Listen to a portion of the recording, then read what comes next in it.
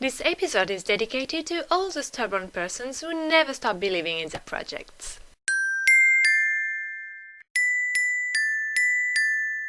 Born in 1921 in New York, Rosalind Sussman is raised with her older brother, Alexander, by Clara, a German immigrant, and Simon, who comes from the Lower East Side. The Sussman don't have a high school education and they live in a modest milieu, but they encourage their children to go to college. Rosalind's good marks at the Walton High School and her visits to the public library with Alexander put her on a planned path. She will be a school teacher. But the girl is stubborn and she's got a passion for sciences. First fan of chemistry, Rosalind chooses to study physics after she read the biography of Marie Curie. In the 30s, research in nuclear physics is very popular, and a young woman has seen a lecture by Enrico Fermi in 1939. Rosalind goes to the Hunter College, a school for women, and she graduates in physics in 1941. As a young woman knows how to type, as she's got strong scientific background, and as she thinks that she won't get a scholarship, she takes a secretary position at the Columbia University's College of Physicians and Surgeons.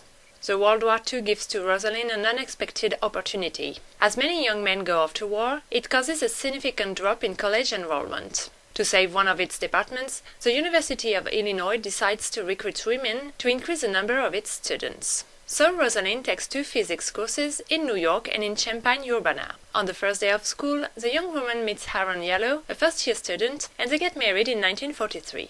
In 1945, Rosalind gets a PhD despite of a -A in laboratory. This mark pushes the chairman of the physics department to say, "Women do not do well in laboratory work." Don't forget that Rosalind always knew what she wanted, so this kind of comment was a motivation to carry on more than to give up. Yallow specializes in nuclear physics research and in the use of measurement apparatus. Thanks to her PhD, she is hired by a federal laboratory as an assistant, and in 1946 she goes back to the Hunter College to teach physics to returning veterans. Thanks to her husband, Rosalind meets the Dr. Edith Quimby, with whom she starts to work on the medical applications of radioisotopes. Her skills are quickly recognized, and in 1947, Yallow joins the Bronx Veteran Hospital as a consultant, and she keeps teaching. In 1950, as the clinical applications of radioisotopes seem more promising, Rosalind leaves the Hunter College and she's committed to medical research.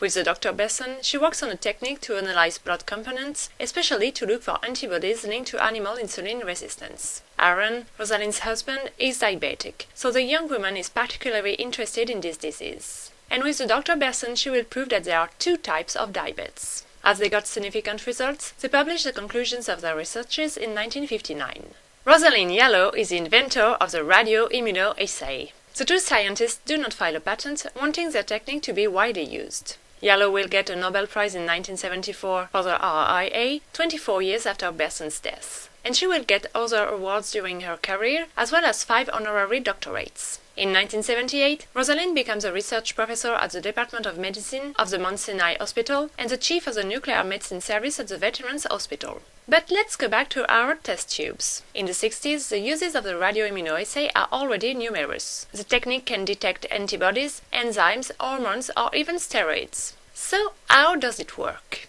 Antigens are attached to a radioactive substance. They are mixed with antibodies, and the radioactivity of the solution is measured. The antibody-antigen mixture is introduced in the blood sample. The antigens break off and fix themselves to the molecules which are tested. The free antigens are removed and the radioactivity of the new solution is measured. And thanks to a calibration curve, we can calculate the quantity of tested molecules in the blood sample. Easy as 1 to 3. Okay, it's a bit more complicated than that. Rosalind Yallow followed her dream, and she did not let society tell her what to do. Like Marie Curie, she started from nothing and got a Nobel Prize at the end. So even if your ambitions are more modest, stick to your dreams and don't let anybody tell you that you can't do it. Rosalind believed in it, and she made it.